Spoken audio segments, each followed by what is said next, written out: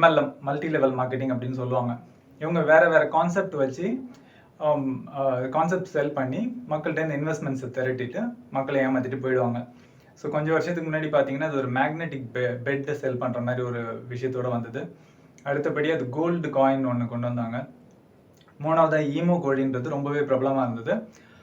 அதெல்லாம் போய் இப்போ சமீபத்தில் நடந்துட்டு இருக்க ஒரு விஷயம், நிலுவையில் இருக்க விஷயம் தான் பார்த்தீங்கன்னா, ஸ்டாக் மார்க்கெட்டில் நாங்கள் ட்ரேட் பண்ணி கொடுக்குறோம், நீங்கள் உங்களோட பணத்தை கொடுங்க அப்படின்னு சொல்லிட்டு இன்வெஸ்ட்மெண்ட் அட்ராக்ட் பண்ணுறாங்க. ஸோ இவங்களோட ப்ரொபோசல் எப்படி இருக்குன்னு பார்த்தீங்கன்னா, மேபி நீங்கள் ஒரு 1 lakh கொடுத்துட்டிங்கன்னா எவ்ரி மந்த் நாங்கள் 10,000 15 monthsக்கு பே பண்ணுவோம், இல்லைன்னா 3 yearsக்கு பே பண்ணுவோம். விச் மீன்ஸ் 1 லட்சம் போட்டால் 1.5 லட்சம், இல்லைன்னா 2 லட்சம், இல்லை 3 லட்சம், அந்த மாதிரி ஒரு அஷூரன்ஸ் இருக்கும். இது மட்டும் இல்லாமல் நீங்கள் இன்வெஸ்டர்ஸ் கொண்டு வந்தீங்கன்னா உங்களுக்கு கீழே பிரான்ச்சஸ் பில்டு பண்ணிவிட்டு அதுக்கு உங்களுக்கு ரெஃபரல் போனஸ் மாதிரி கொடுப்பாங்க. அதுவே பார்த்தீங்கன்னா மாதம் 3000. ஸோ இப்போ 1 லட்சம் போட்டாச்சு, எனக்கு நான் 2 பேர் போட்டேன்னா 10,000 இருக்கிற இடத்துல 16,000